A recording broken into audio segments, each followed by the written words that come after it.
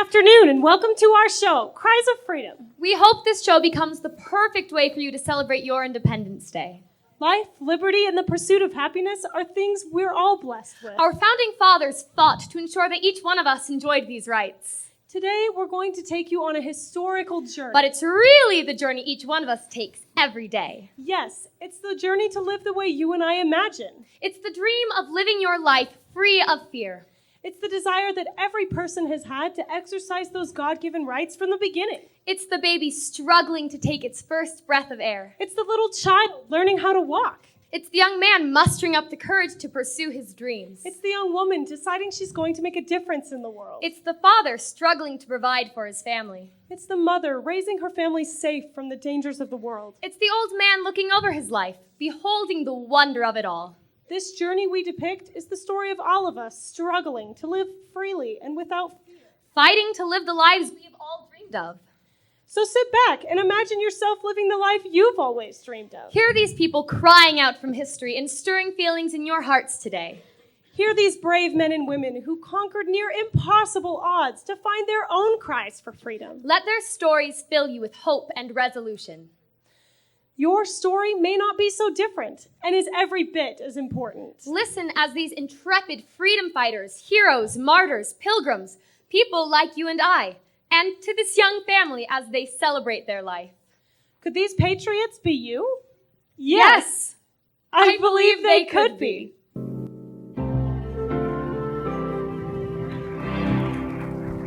What is America to me? A name? A map? Or the flag I see? A certain word, it's liberty. That is America. To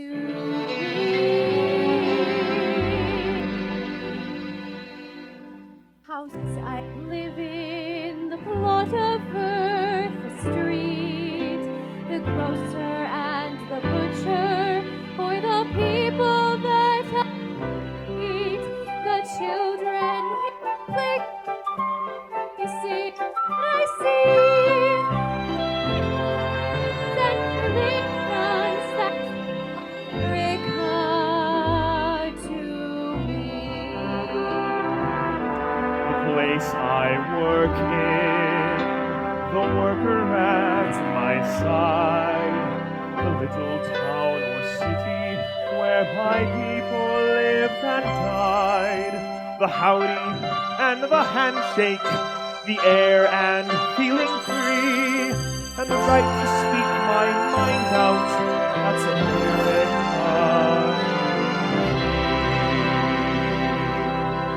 Whenever freedom's threatened, it means much more to me. The right to raise our children and live as we believe. We know we must defend her Before she disappears, preserve the dream that has survived for over 200 years. The house we live in, the good things everywhere, a land of wealth and beauty, with enough for all to share. A nation blessed by heaven, a land of liberty, and a freedom-loving people.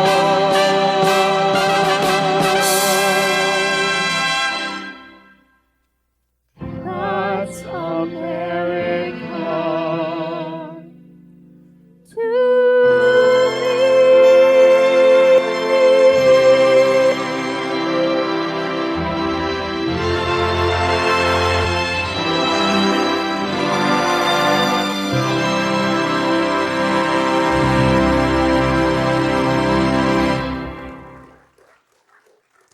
The spirit of freedom and liberty lies in the hearts of all nations. A spirit that declares that all people should be free of tyranny and oppression. A spirit required by all men to know and understand their natural, God-given rights. From the beginning of time and throughout history, men and women have cried out and fought to champion the cause of freedom. the individual worth of man, and the protection of their rights. The incredible, miraculous beginning of America is a story of conflict, struggle, passion, and a desire of a people wanting to be free. America, we are thy people, and we shall keep thee free. For in our veins there flows the blood of Washington and Lee. No foreign flag upon thy sod shall be allowed to stand. No iron shackles from abroad shall touch thy foot or hand. They mock thy army, say 'tis small, thy navy too they scorn. Have they forgot the laurels won since freedom here was born? They say thine untrained citizens will never soldiers be. Have they forgot those valiant men who fought in '63? America, thy sons are true. And if thou wilt but call, 10 million men will give to thee their homes, their lives, their all. For thou dost stand for what is right, for freedom of the seas. God grant old glory may always float forever in the breeze.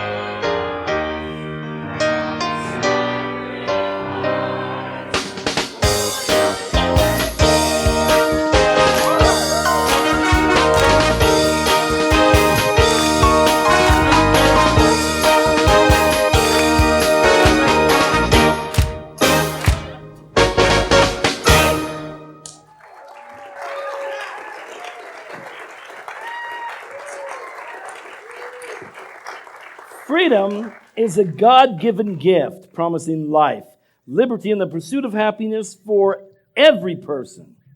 But freedom is not easy to come by, and it is never free. It usually comes with a price, and that price can be that of one's own life. In the early 1400s, Saint Joan of Arc, heroine of France, cried out as she tried to champion the cause of freedom, and boldly, at age 17, she led the French army. When Joan was just 13 years old, she heard a voice calling her to deliver France from England. And boldly and heroically, she convinced the King of France to make her the military leader of their armies. Let's journey back in history and meet this young heroine. Joan, you shall put on masculine clothes, for you are she who has been chosen by the King of Heaven to restore the kingdom of France and to aid and protect King Charles, who has been driven from his domain. You will accomplish miraculous things. I stood in awe. I knew that what I had heard was real, but I didn't even know how to ride a horse, let alone lead an army into battle. With great determination, I departed from my home forever. After much scrutiny and rigorous examination by the king, I was finally granted my desire to lead the French army into battle. Know all men that the most illustrious Charles, King of France, by the grace of God, is pleased to bestow upon his well-beloved servant, Joan of Arc, the title, emoluments, and authorities of Captain-in-Chief of the armies of France. Now that I had the blessings of God and of knighthood, I felt confident, energetic, and I seemed to have a great endurance for fatigue. Sometimes, when all seemed lost, and my men were exhausted and discouraged, I went off to pray.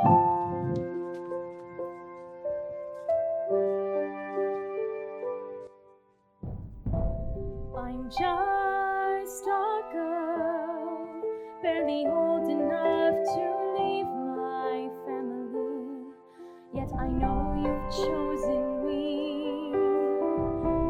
I must be brave, yet I must confess that I am so afraid, and my men are losing faith. Lord, give me strength. Lord, give me courage as this young girl in armor fights against the foe. Lord, please have mercy. Lord, give me power. Renew my conviction. Help my confidence grow.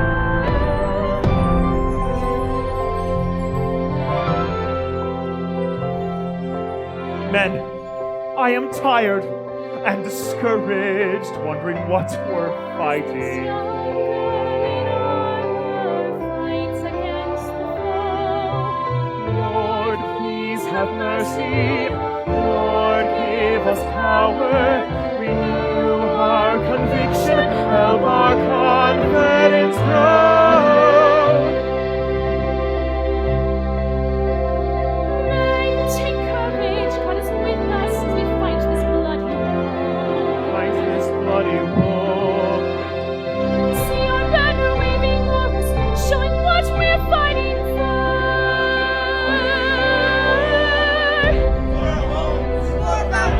For God and liberty. Lead us onward into battle, all our victory place in thee. My sacred banner filled my men with confidence, and they were renewed to achieve the impossible. The victory was close at hand, and my men followed me with my indomitable courage as we charged over the walls of our enemies. The English, thinking they were safe, found themselves under attack both in front and in back.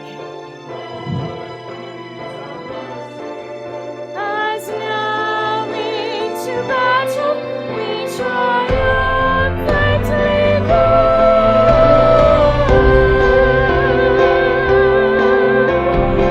Men, follow me!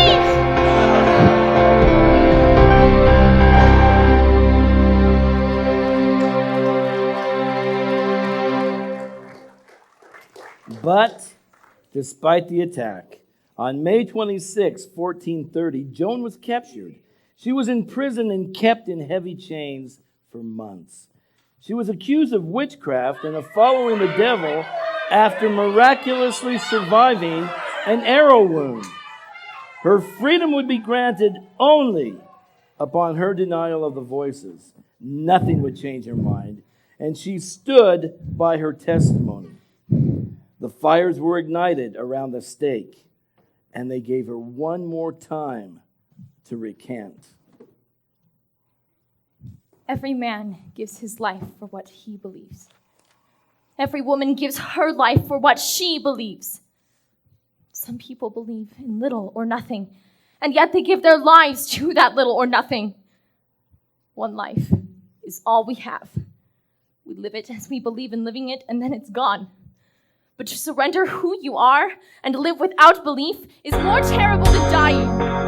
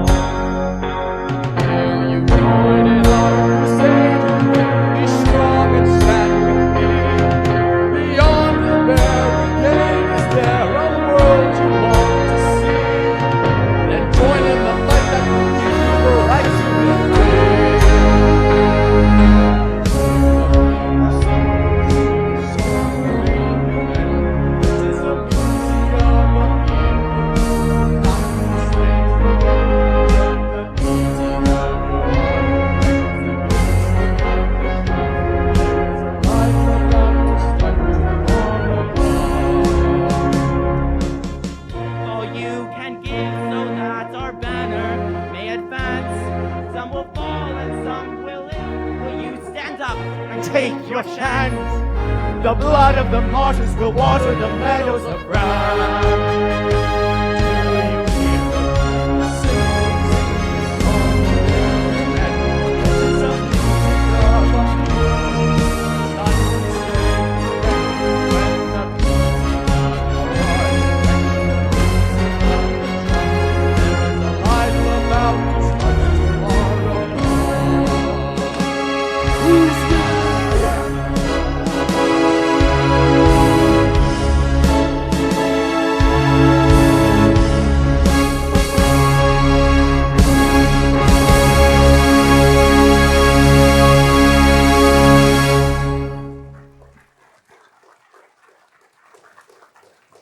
We hear the cries of angry men from all around the world. This time, the cries are coming from the Dutch in the 1500s when they were under attack by the Spaniards. These poor Dutch people had suffered many atrocities by the Spaniards. They'd been taxed unjustly. Their property had been seized, and many had been thrown into prison. And not only that, thousands had been burned at the stake for simply reading the Bible. Peter van der Werf was the burgomaster, and he did everything in his power to rescue the Dutch people and their land from cruel bonds of oppression. But the people were starving, and thousands had already died. The few remaining were surviving on cats, rats, and dogs. Babies were dying in their mother's arms, disease was rampant, and dead bodies were everywhere. Now, despite their longings for freedom, some of the men began to beg the burgomaster to give up.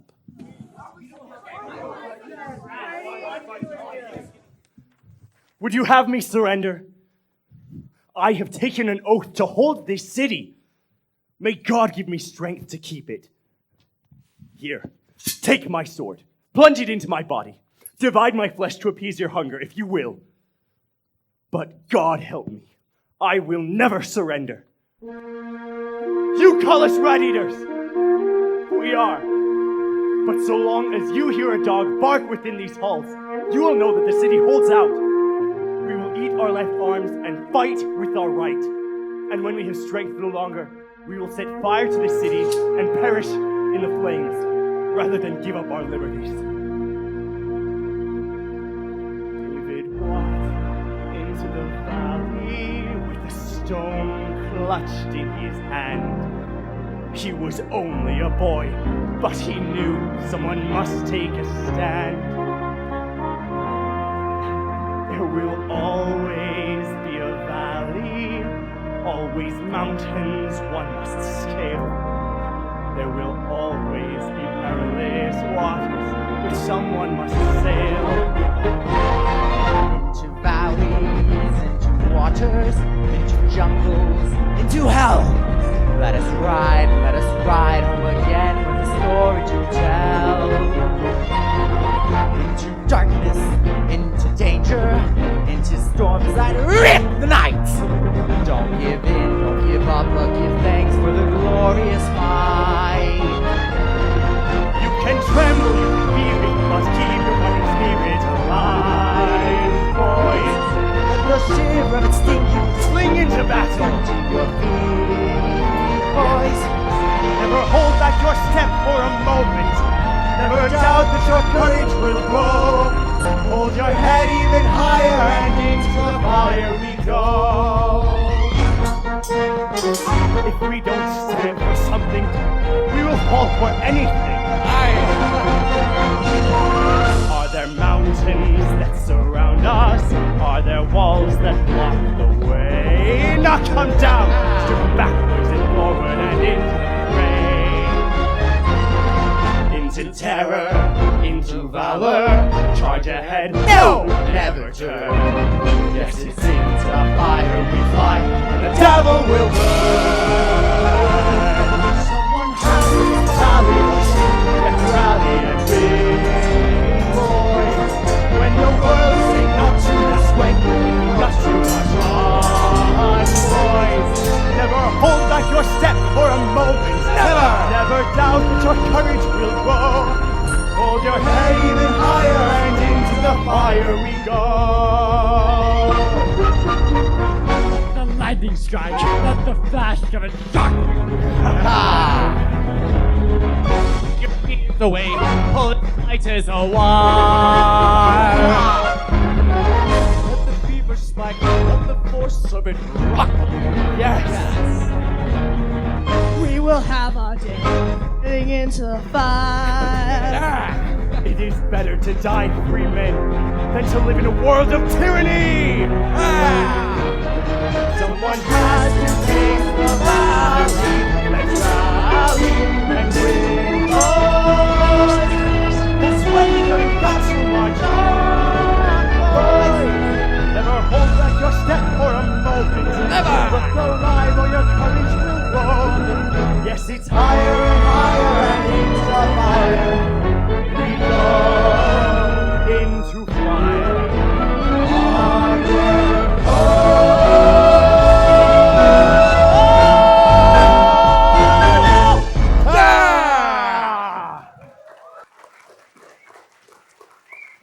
At the turn of the 16th century, we hear another cry for freedom. We take you to a region called Scrooby, England. In those days, everyone, rich or poor, had to belong to the Church of England. Rejecting the doctrines of the Church of England was a crime punishable by prison or even death. The separatists sold their homes and most of their belongings, only to be caught, robbed of the few things they had and thrown into dungeons or forced to live in the streets. These compassionate, freedom-loving people did all they could to keep their dream of the promised land alive. They just wanted a different kind of life, a place where the children would be cherished, a place they could call their own.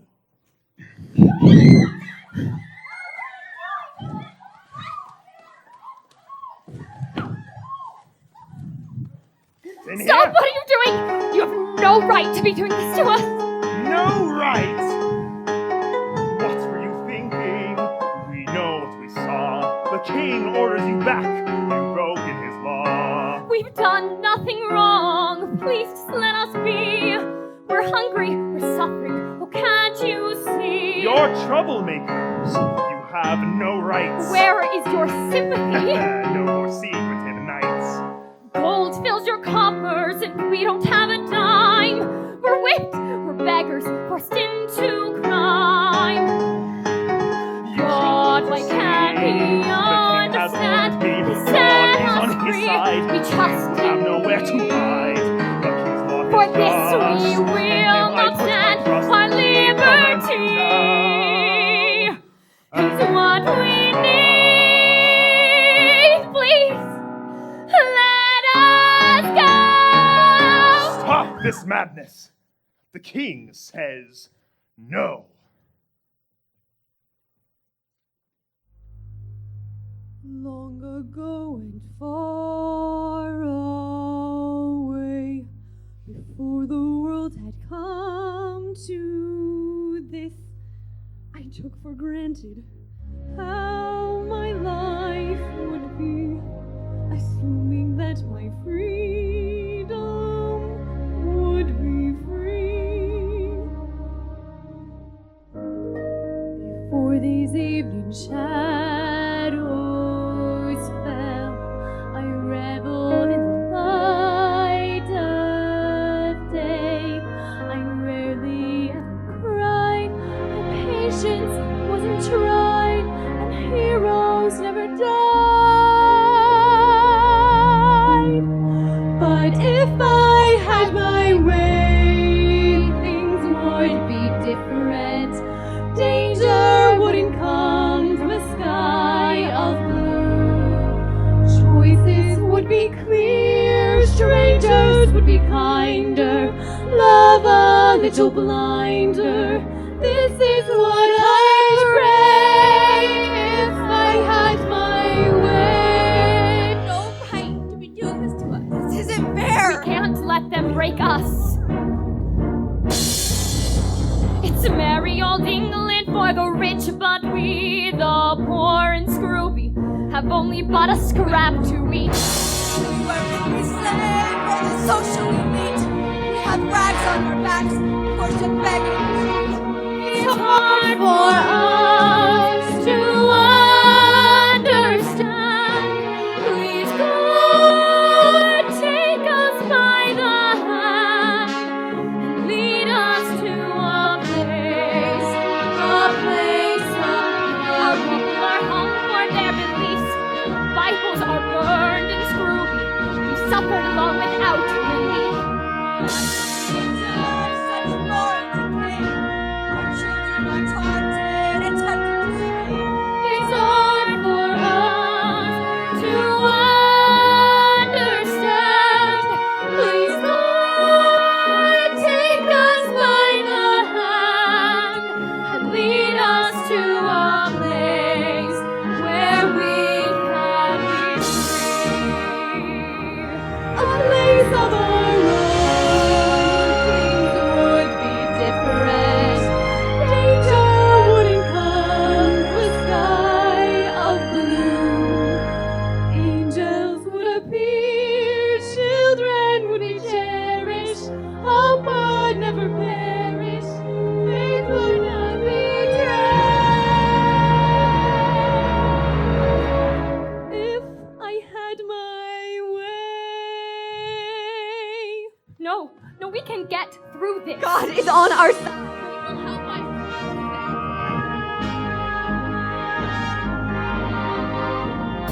A place of our own, far from tyranny's hand. Bless my God's holy praise. Is there such a land? We've got to get out. Please, God, help us flee. A new land, a new world where we. It's a merry old England for the rich, but for the poor and scrooby. It's time to take a stand. If I had my way, lead us to a place of our own.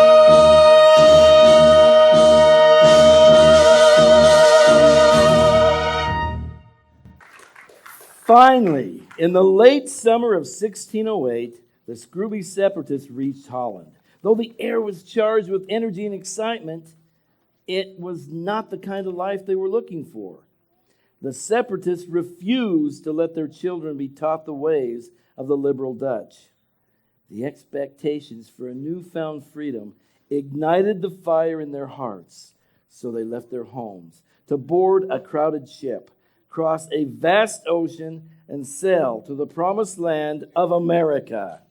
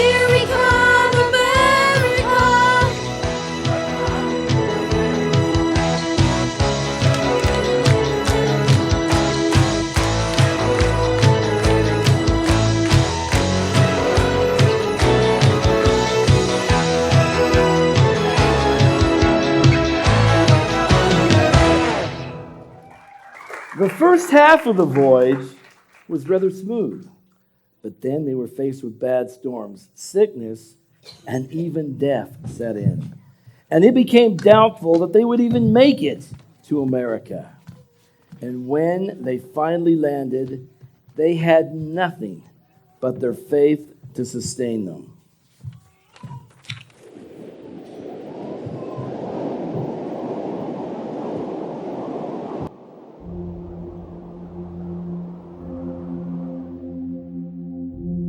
Our Father, to the author of liberty, to thee we sing.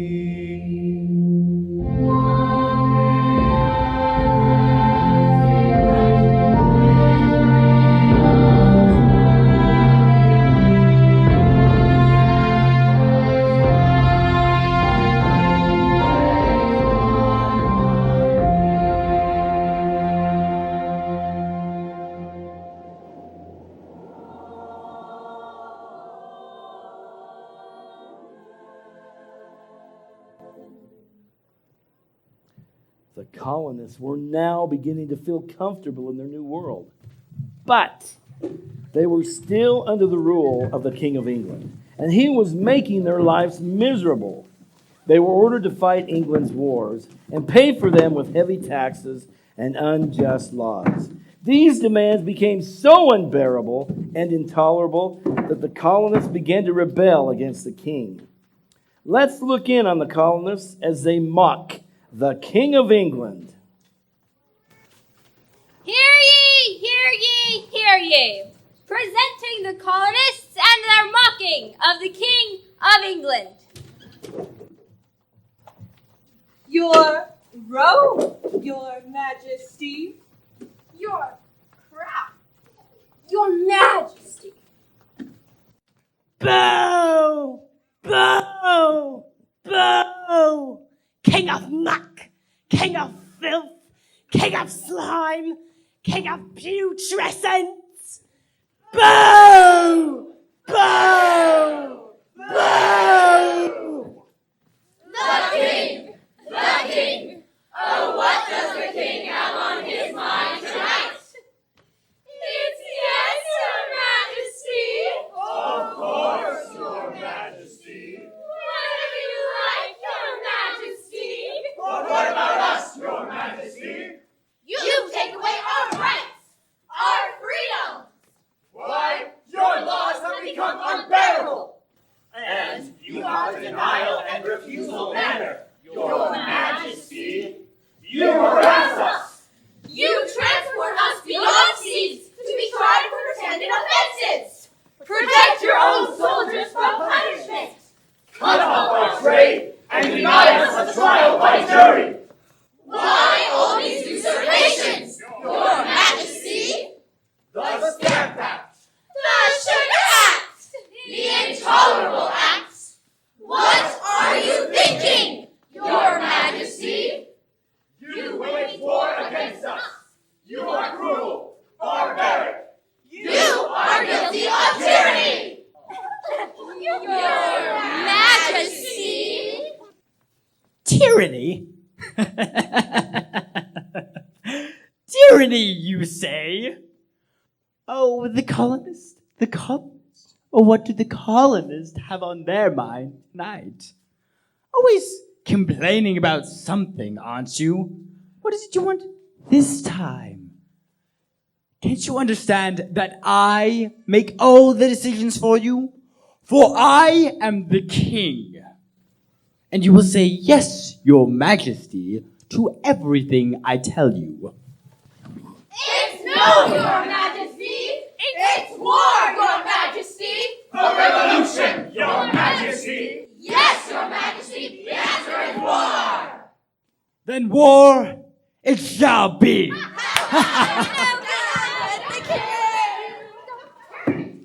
The air was supercharged with the buzz and fever of revolution. People could smell it in the air. They could feel it in their bones. It was Patrick Henry who ignited that spark as he spoke these famous words to the Virginia representatives. Gentlemen may cry, peace, peace. But there is no peace. The war is actually begun. The next gale that sweeps from the north will bring to our ears the clash of resounding arms. Our brethren are already in the field. Why stand we here, idle? What is it that gentlemen wish? What would they have? Is life so dear, and peace so sweet, as to be purchased at the price of chains and slavery? Forbid it, Almighty God. I know not what course others may take, but as for me, give me liberty, or give me death. The colonists were now ready for war. A few brave men warned the Minutemen of Lexington and Concord that the British were coming.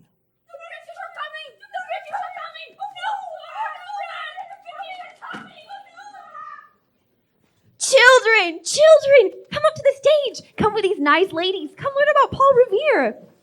All right, can you guys make your best horse sound for me? That's pretty good. Now, here's a harder one. Can you make the sound of horses' hoofbeats? Wow, you guys are good. Listen, my children, and you shall hear of the midnight ride of Paul Revere on the 18th of April in 75. Hardly a man is now alive who remembers that famous day and year.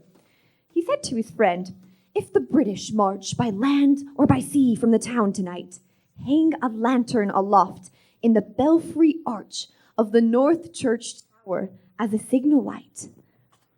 1, if by land, and 2, if by sea.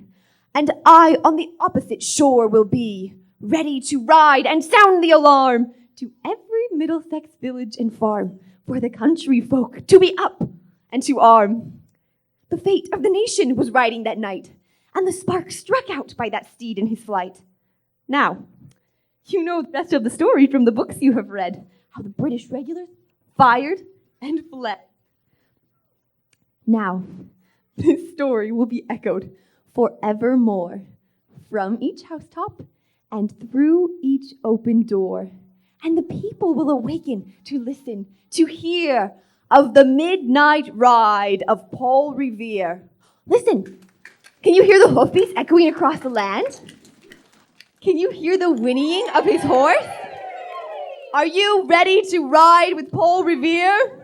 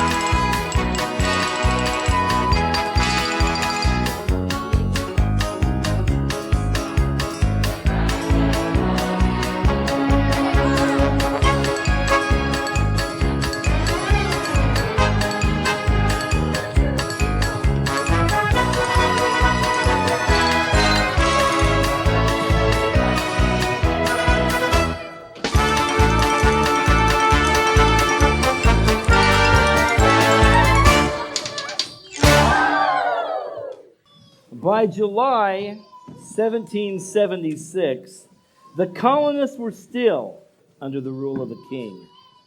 There was a lot at stake. Declaring independence was a very serious matter. Under English law, if we opposed the king, we would be treated as traitors. If we joined the rebels, we risked not only the lives of ourselves, but of our families. Now, the colonists sent representatives to the Continental Congress to discuss independence from Great Britain. The colonies needed to be unanimous in their decision. These were very wise men, all of great integrity, and every one of us knew exactly what we were doing, and we knew that what we stood to lose. And knowing all of this, we mutually pledged to each other our lives, our fortunes, and our sacred honor. We then chose to declare independence. Sink or swim, live or die, survive or perish, I pledge my hand and heart to this vote. There's a divinity that shapes our ends. Why then should we defer the declaration? We may not live to the time when this declaration shall be made good, but this declaration will stand. It may cost treasure, and it may cost blood, but it will stand, and it will richly compensate for both. These words will go forth to the world when our bones are dust. To the slave in bondage, they will speak hope. To the mechanic in the workshop, freedom. That parchment will speak to kings in language sad and terrible as the trump of the archangel. You have trampled on the rights of mankind long enough. At last, the voice of human woe has pierced the ear of God and called his judgment down. Sign, if the next moment the gibbet's rope is around your neck.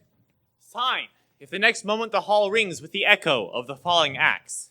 Sign by all your hopes in life or death, as husbands, fathers, as men with our names to the parchment or be accursed forever. Sign, not only for yourselves, but for all ages. For that parchment will be the textbook of freedom, the Bible of the rights of man forever. Father, the old world is baptized in blood. Father, it is drenched in the blood of millions who have been executed in slow and grinding oppression. Yes, were my soul trembling on the wings of eternity, were this hand freezing to death, were my voice choking with the last struggle, I would still, with the last gasp of my voice, beg you to sign this declaration and implore you to remember this truth, that God has decreed that America is to be free from oppression. Come, gentlemen. We hold these truths to be self-evident, that all men are created equal, that they are endowed by their Creator with certain unalienable rights, that among these are life, liberty, and the pursuit of happiness, that to secure these rights, governments are instituted among men, deriving their just powers from the consent of the governed, that whenever any form of government becomes destructive of these ends, it is the right of the people to alter or to abolish it, and to institute new government. Today we mutually pledge to each other our lives, our fortunes, and our sacred honor. This is the moment we have waited for. This is the moment. This is the day when I send all my doubts and demons on their way. Every endeavor I have made ever is coming into play, here and now today. This is the moment, this is the time, when the momentum and the moment are in rhyme. Give me this moment, this precious chance,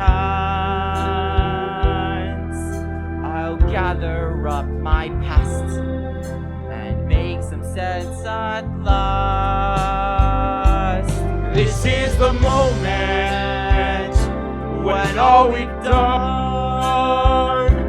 all of the dreaming, scheming, and screaming become one. This is the day. See it sparkle and shine when all I've lived for becomes mine. For all these years we faced the world alone, and now the time has come to prove to them we've made it on our own. This is the moment, our final test. Destiny beckoned, I never reckoned second best. I won't look down, I must not fall. this is the moment, the sweetest moment of them all. This is the moment we face the odds. This day or never, we'll sit forever with our God. When we look back, we will always recall moment for moment. This is the moment, the sweetest moment of them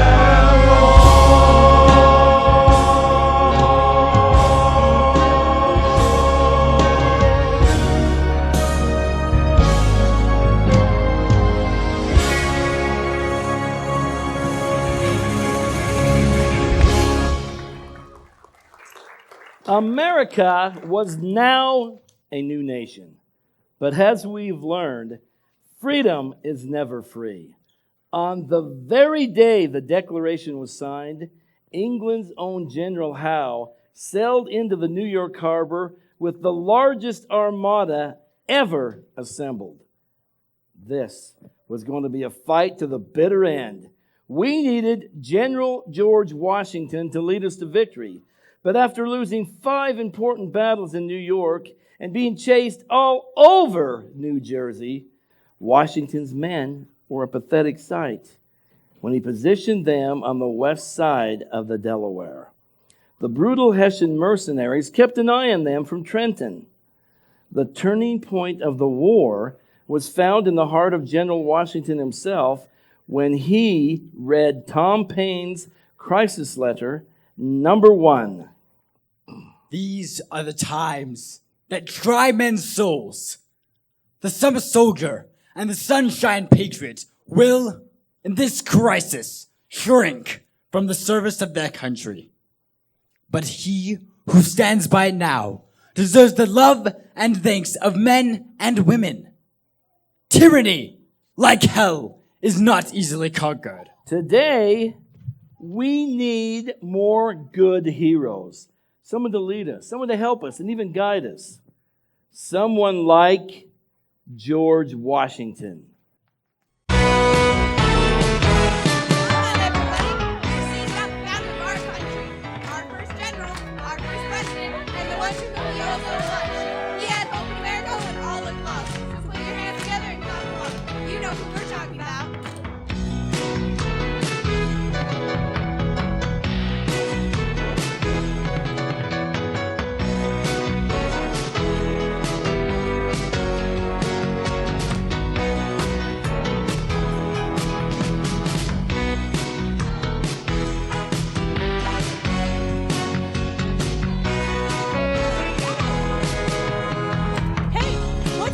George Washington.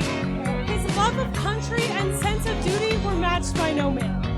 He was a great man of war, and every soldier looked up to him with great trust. He had absolute courage and determination in every good cause. He was the most respected man in America, and should be today.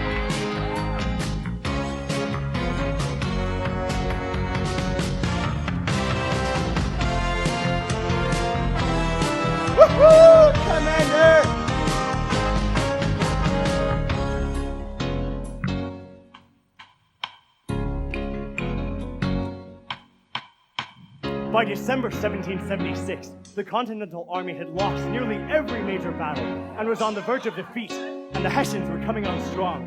Washington's men were starving, freezing, had rags on their feet, and not many weapons. Washington made his next move and did what all great leaders do. He attacked the enemy! Let's get those Hessians! He is the one to keep us free from tyranny.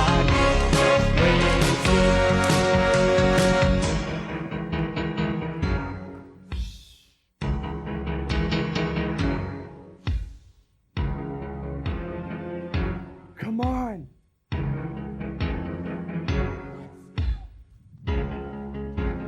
Everybody row! Row! Row! Row! Come on, let's go! Through the ice and snow. It was getting harder to row. Don't you know? It's a real tough go. Oh no, oh no. Down, settle down. I know God's on our side. Pray with me tonight. Oh, dear God, what should we do?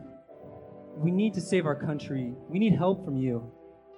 Oh, please help us through this terrible night. Can I ask for anything more? We're hungry. We're cold. This is war. Took those Hessians by storm. By surprise, attacked in the morning. Now they're on the run, facing George Washington.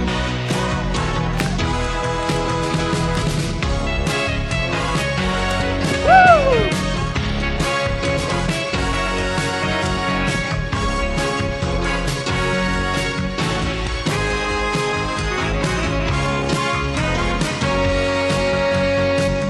Come on, let's build a barricade!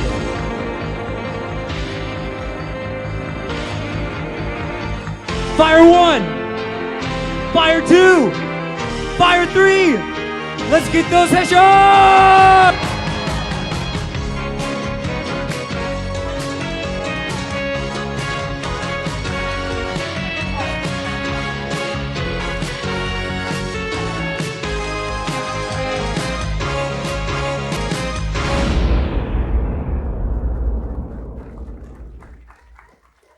Even though the war was won, England was still breathing down the necks of America and would not let go. America was once again at war, the War of 1812. To break the will of the American people, England bombarded Fort McHenry. However, Americans still stood strong and were willing to once again die for their freedom. Both sides had captured prisoners. Francis Scott Key was appointed to negotiate the release of the prisoners. Men, I have news for you tonight. You are free. Not so fast, Mr. Key. You know too much and plans have changed.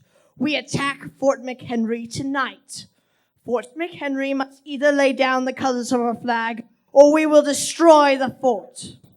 You can't shell that fort. You don't have the justification for this war. We need no justification. We have told your people that if they lower that flag and surrender the fort, the shelling will stop immediately. Fort McHenry will then be under British rule. Time for tea. Fort McHenry was within striking distance of the British ships. Mr. Key, how many ships do you see? I count 16. Where is the flag? Still flying over the rampart. Every time the bombs would explode near the flag, Francis Scott Key could see the flag illuminated in the red glare of that bomb. Please, God, keep that flag flying. During the bombardment, the flag had suffered many direct hits, but it never fell. While on the ship that morning, Francis Scott Key penned these words.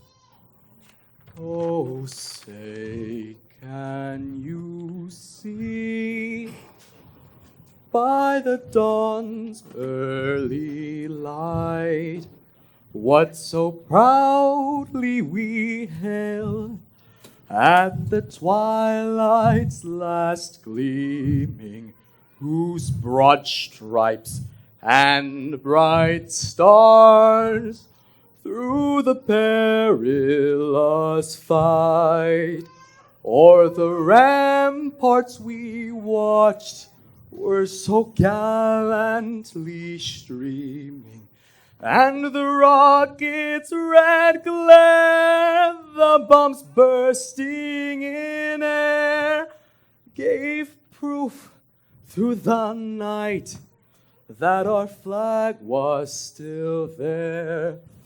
Oh, say does that star-spangled banner yet wave o'er the land of the free and the home of the brave? Then conquer we must, when our cause it is just, and this be our motto: in God is our trust, and the star-spangled banner in triumph shall wave o'er the land of the free and the home of the brave. The victory of that day renewed the Americans' faith that God would be their protector through any peril. And our flag still flies triumphantly today.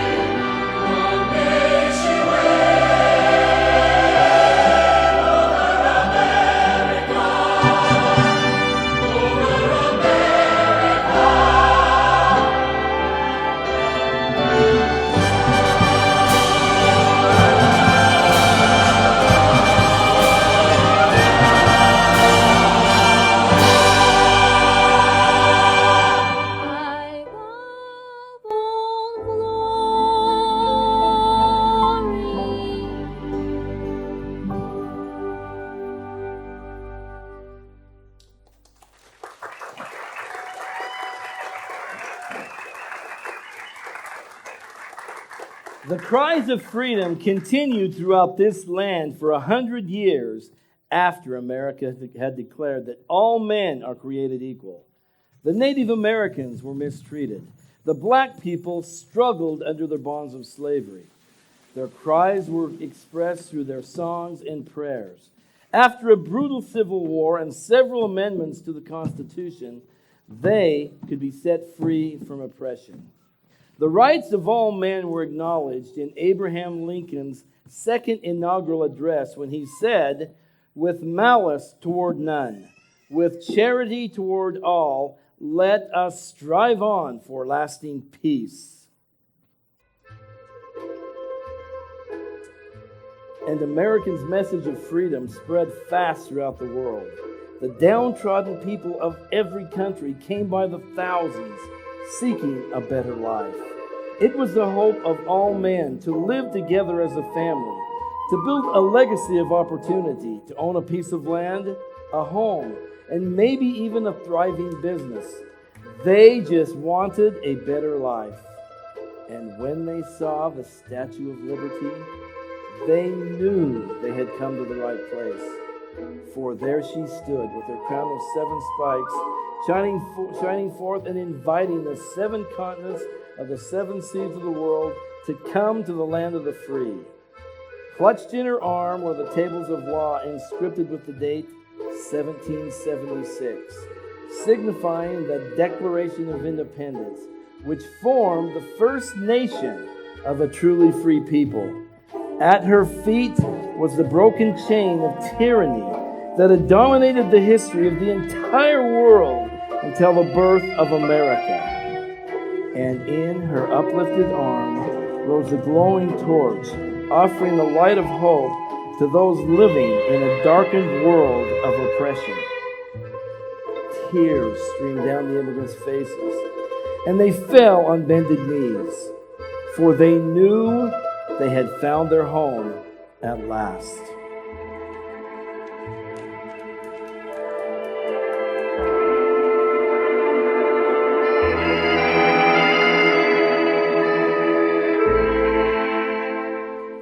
As the storm clouds gather far across the sea, let us pledge allegiance to a land that's free.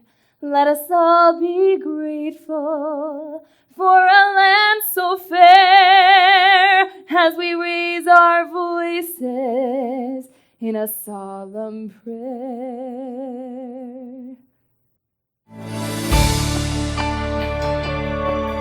Will the audience please sing with us? God bless America, land that I love. Stand beside her and guide her through the night with the light.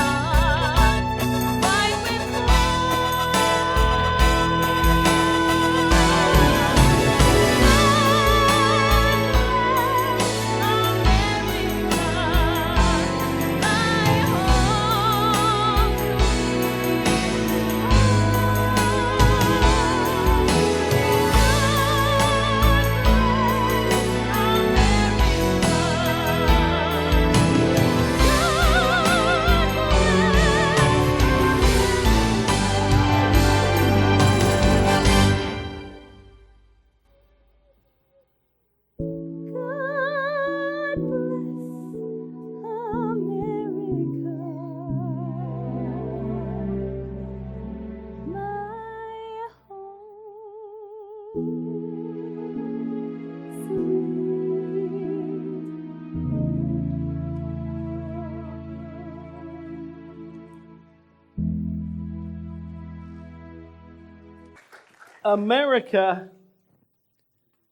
is truly our home sweet home. But the fabric of family life becomes frayed and torn during war times. We long for the day when our troops will come home. We cherish these beloved sons and daughters of America who continue to fight for the cause of freedom. May I quote an American soldier? I am a guardian of freedom and the American way of life. Let us all become guardians of this freedom, to uphold that which is most dear to us: God, family, and country. Now, I don't know about you, but me just sitting here in front of these brilliant young people, I get giddy every time. And I appreciate their message of freedom and liberty. But ladies and gentlemen, this is only the beginning of America's story. This sacred document over here, the Declaration of Independence, is the foundation of a good government. This sacred document, the sacred document, the Constitution of the United States, is still the supreme law of this land. And it is the greatest document ever written. May we uphold both documents forever, even to the laying down of our lives. Now, freedom and independence will go forth to American hearts like the voice of God. And our work will not be done until all men are equally privileged with the blessings of liberty. Now it will cost blood and it will cost treasure. But we will conquer all our foes and will give glory to our God. We must never accept defeat, and we must never quit. And remember, united, we will stand. Divided, and most certainly, we will fall. And may God continue to bless these United States of America.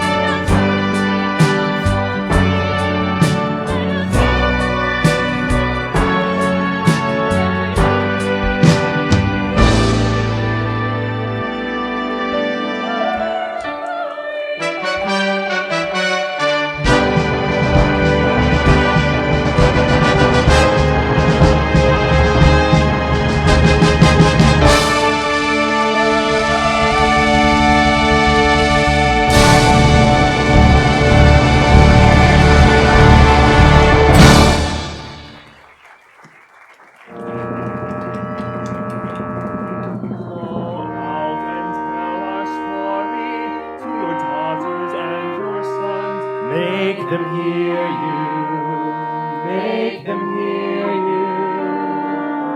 Tell them in our struggles we were not the only ones. Make them hear you. Make them hear you. And say to those who blame us for the way we chose to fight, that sometimes there are battles which are more than black or white. I would not put down my sword when justice was my right. Make them hear you. Go out and tell our story. Let it echo far and wide. Make them hear you. Make them hear you. Wherever freedom threatened you, the power to turn the tide. Make them hear you. Make them hear you.